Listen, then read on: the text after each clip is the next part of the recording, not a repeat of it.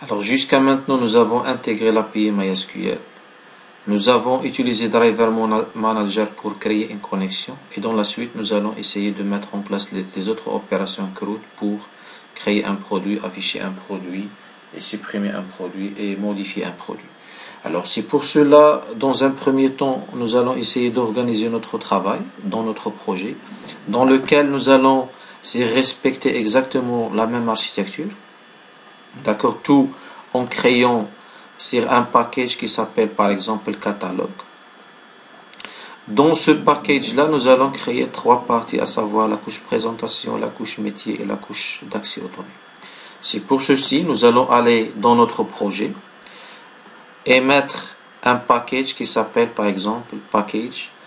On va l'appeler par exemple comme point catalogue. Et dans ce package-là, on va créer, parce que pour la gestion du catalogue, nous allons créer un premier package qui est IHM, d'accord, bien, présentation, la couche présentation.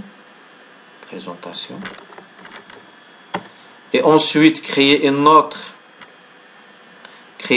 package qui est des couches métiers, d'accord, métier.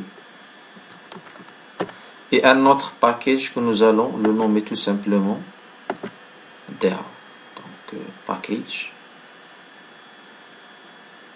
point DAO. Alors maintenant, nous allons utiliser ce code-là pour, de toute façon, juste pour organiser le travail. Nous allons créer une classe qui s'appelle produit, comme montré dans le diagramme. C'est de notre architecture ici. On va créer cette classe qui s'appelle produit DAO, qui permet à la fois de se connecter à l'aide de son constructeur et ensuite elle va contenir un ensemble d'opérations CRUD. Alors pour ceci, on va créer la classe produit DAO. Dans le constructeur, cette classe-là, elle contient un constructeur. D'accord? Public, le nom de constructeur qui est un constructeur sans aucun paramètre. Et par la suite, une fois appelé ce constructeur là, je peux faire ce code là pour se connecter, c'est-à-dire on va garder le même code et le mettre dans le constructeur de cette classe là, parce que dans le programme précédent nous avons tout simplement utilisé le code pour se connecter. Alors ces étapes là, bien sûr, maintenant ils sont assurés par la classe produit DAO et en particulier par son constructeur. Alors cet attribut qui est connexion, normalement il appartient à la classe. On peut le mettre ici par exemple, connexion. Pourquoi le mettre en tant qu'attribut? Parce que cette information qui est connexion, elle sera utilisée par l'ensemble des autres opérations CRUD, par exemple create, research et delete. Alors maintenant tout simplement, j'ai une note, cette classe-là, elle va tout simplement tester notre produit DAO, donc PDAO par exemple, égale à new produit DAO. Alors maintenant, une fois utilisé cette instance, une fois appelé le constructeur, on va afficher un message comme quoi nous sommes connectés à la base, ou bien nous avons déjà changé le nom. Alors, il faut rendre le nom correct. Alors, voilà. Maintenant, si on va réexécuter, on va afficher le message que nous sommes connectés avec succès. Alors, dans la suite, dans produit DAO, qu'est-ce qu'elle contient cette classe-là? Elle contient l'ensemble des opérations CRUD dans laquelle on va créer un produit, delete un produit, get produit, update produit et get tous les produits. On va commencer par cette fonction-là pour tester déjà le succès de connexion avec notre base de données et en même temps essayer de récupérer l'ensemble des enregistrements. Alors pour ce faire, nous allons bien sûr utiliser les autres interfaces, à savoir l'interface prepared statement pour exécuter la requête et l'interface result set pour stocker le résultat, c'est-à-dire la liste des produits récupérés par la base de données. Alors maintenant nous allons aller dans ici et mettre en place dans produit DAO, nous allons mettre une classe ou bien une méthode qui permet de récupérer la liste des produits. Alors cette méthode là, tout simplement, elle va retourner une collection de produits. On va utiliser pour ceci la collection liste de produits. D'accord? Donc, dans un premier temps, on a une collection de produits. C'est pour cela qu'il faut commencer par créer l'entité produit. Alors, dans un premier temps, on va faire ceci. D'accord? Créer l'entité dans la couche DAO. Créer l'entité produit, qui est une simple classe, qui s'appelle produit, qui a des attributs privés. D'accord? Private long, parce que l'ID ou bien la clé primaire, elle est définie en tant que long. Code. Ensuite, c'est-à-dire ici, on va définir les mêmes champs qu'il y a ici. On a produit qui contient le champ code, désignation et prix. Alors maintenant, on va faire le deuxième champ qui est private double, d'accord, ou bien string, désignation, et private double prix. Alors toute classe ou bien toute entité, elle doit avoir les getter et les setter. Source, generate getters and setters. Ensuite, mettre un constructeur avec paramètres. Source, constructeur avec paramètres. Voilà. Sélectionnez tout. OK. Alors maintenant, nous avons l'entité et nous allons retourner vers notre classe qui s'appelle produit.java, dans laquelle nous allons mettre une méthode qui s'appelle getProduit, dans laquelle nous allons récupérer la liste des produits. Donc, il faut importer java.utile et pas la collection qui ici normalement c'est pas une collection. Il faut importer la collection de Java du paquet java.utile. Alors pour retourner une collection, il faut déjà créer la collection, d'accord, de produits qu'on va l'appeler par exemple liste égale nul, d'accord, initialement nul, sinon nul, et par la suite retourner cette liste qui doit être remplie. Alors ici, qu'est-ce qu'il faut faire? Tout simplement, il faut remplir liste produit, get produit. Donc on va, ah oui, il faut la mettre à part, c'est une méthode à part. Voilà, il faut la mettre ici. D'accord, c'est une méthode qui appartient à la classe. Alors maintenant, il faut remplir la liste. Pour la remplir, il faut écrire la requête. Ensuite, exécuter la requête et stocker le résultat dans prepared, dans result set plutôt, dans result set. Exécuter la requête à l'aide de prepared statement.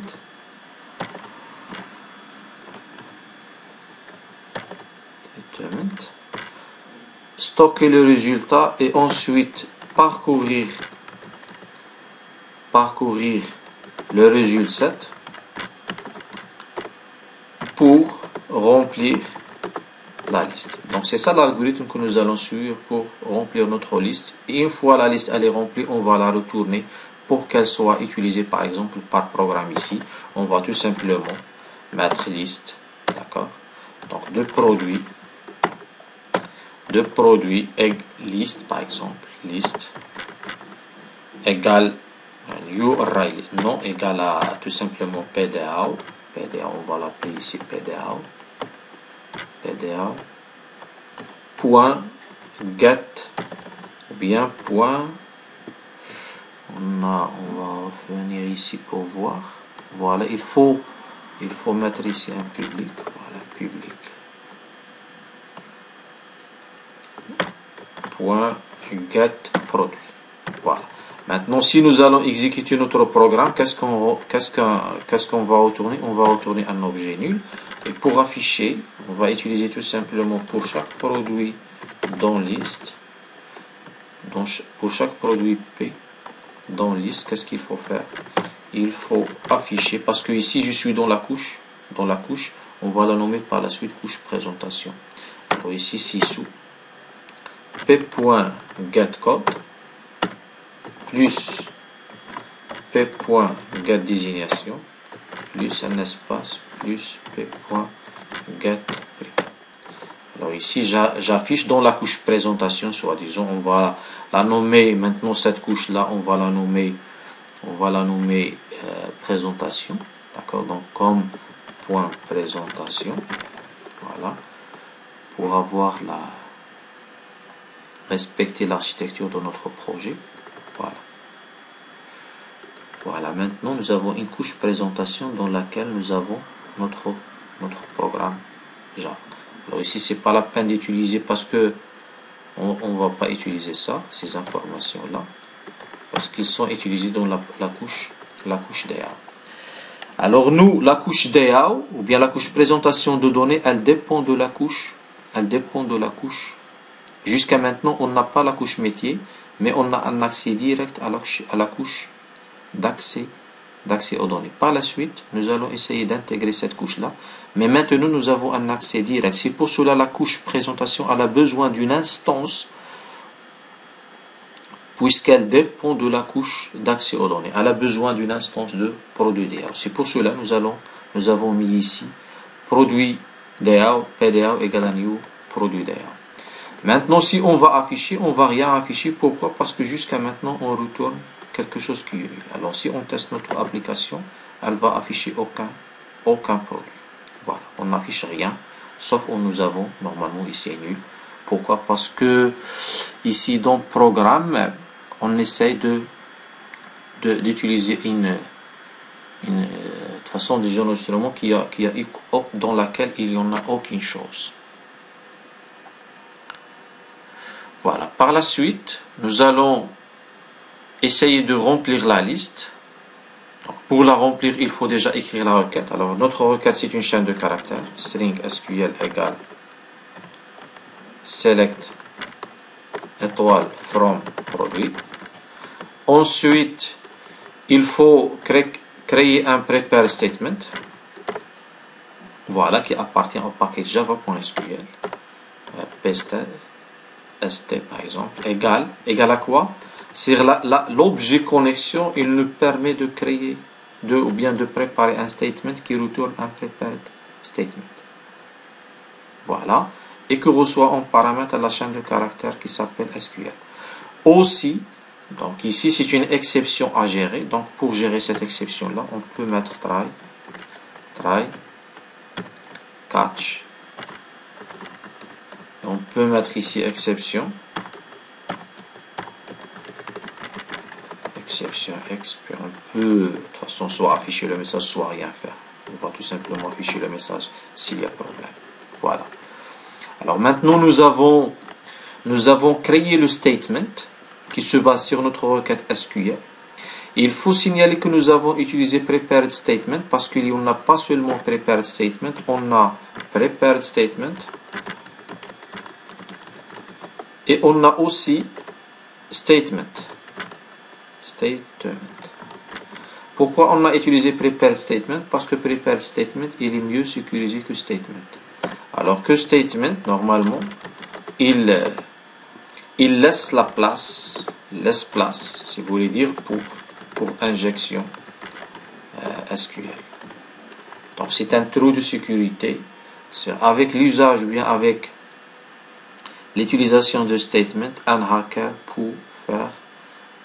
peut attaquer notre serveur en utilisant ce qu'on appelle l'injection SQL. Par contre, l'utilisation de prepared statement, elle est mieux sécurisée, donc elle ne va pas permettre d'autoriser ce qu'on appelle les injections SQL. C'est pour cela que nous avons utilisé directement prepared statement. Alors maintenant, une fois créé le prepared statement à partir de notre connexion et que reçoit en paramètre la requête SQL. Maintenant, qu'est-ce qu'il faut faire? Il faut exécuter notre requête, c'est-à-dire il faut l'exécuter. Et si vous avez remarqué ici, pour exécuter, nous avons un ensemble de méthodes. Exécuter, surcharger plusieurs fois. Mais nous allons utiliser une chose qui va retourner un résultat. Pourquoi? Parce que déjà, pour sélectionner la liste des produits, il faut une collection de produits à retourner qui est représentée ici par un résultat. Donc on va chercher la méthode qui exécute la requête en utilisant prepare statement. Et en même temps, elle doit retourner un résultat.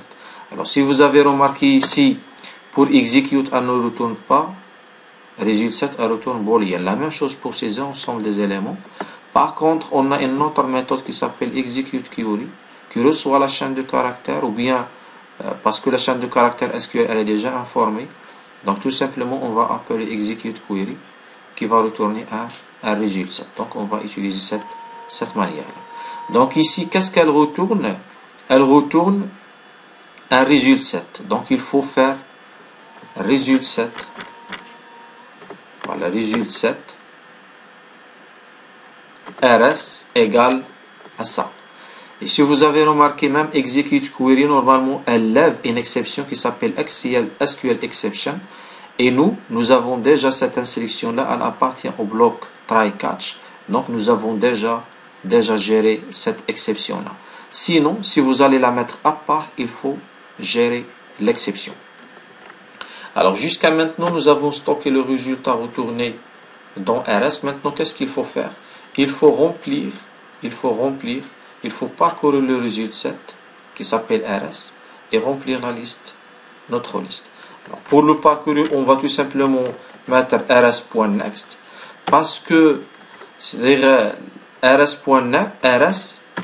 il pointe directement vers la colonne numéro 0. C'est-à-dire, une fois mettre rs.next, on va aller vers le premier enregistrement s'il existe. Alors maintenant, on va à chaque fois ajouter un produit à notre collection. Ce produit-là, d'accord, donc on peut par exemple mettre produit P, d'accord, et ajouter notre produit. Notre produit, il faut l'initialiser, égal à quoi? Égal à new produit, c'est un objet qui contient un ensemble d'informations. Alors pour le code, il faut le récupérer à partir de la collection, ou bien de la table, si vous voulez dire, qui contient les enregistrements qui est résultat. Alors ici c'est RS. Le code c'est un long, donc get long. La colonne correspondante. On peut soit mettre ici un numéro si on connaît l'ordre, ou bien la chaîne de caractères qui représente le nom de la colonne. Tout simplement, on va utiliser ça parce que c'est mieux lisible. Alors, la même chose pour la désignation, on va mettre rs.getString parce que la désignation, c'est une chaîne de caractères dans laquelle on va préciser le nom de la colonne. Et en dernier lieu, on va utiliser rs.getDouble parce que le pré, c'est un double, dans laquelle on va préciser le nom de la colonne. Et voilà, finalement, on a maintenant le mécanisme nécessaire pour initialiser un ensemble d'objets. Et à chaque fois, il faut ajouter cet objet-là dans notre liste. Alors voilà, maintenant, liste, elle est initialement à nul. Ici, on a des informations dans notre base de données. Nous allons retourner quoi? Une liste qui est remplie à partir de la requête exécutée à partir de prepared statement est stockée dans résultat et ensuite on a parcouru le résultat pour remplir la liste. Alors dans le programme maintenant, si nous allons exécuter, nous allons récupérer la liste des produits remplis à partir de la méthode getProduit de produit DAO. Cette méthode-là, elle s'appelle getProduit. Une fois exécutée, elle va remplir la liste et la stocker dans liste ici dans le main de programme. Donc maintenant, si on va exécuter ça, on va afficher la liste des produits. D'accord? Donc ici, jusqu'à maintenant, nous avons un nil pointer qui existe ici dans le main. Alors, produit liste égale à PDA. Alors, liste, get produit, normalement, on va aller ici. Liste égale nul. Ah oui, normalement ici, parce que nous avons toujours liste égale nul, il faut mettre ici normalement un new ArrayList. Voilà. Tout simplement, il faut initialiser notre collection. D'accord? Parce que ça, c'est une classe concrète et ça, c'est une interface. Donc, nous avons initialisé notre ArrayList, notre collection, pour qu'elle puisse contenir des informations. Alors maintenant, si on exécute, certainement, on va avoir une collection de produits qui s'affiche. Alors, jusqu'à maintenant, qu'est-ce que nous avons utilisé? Nous avons mis en place la méthode qui permet de récupérer la liste des produits à partir d'une base de données. Dans la suite, bien sûr, on va réaliser les autres opérations, à savoir la méthode pour ajouter un enregistrement, supprimer un enregistrement, modifier un enregistrement et récupérer un enregistrement par son identificateur.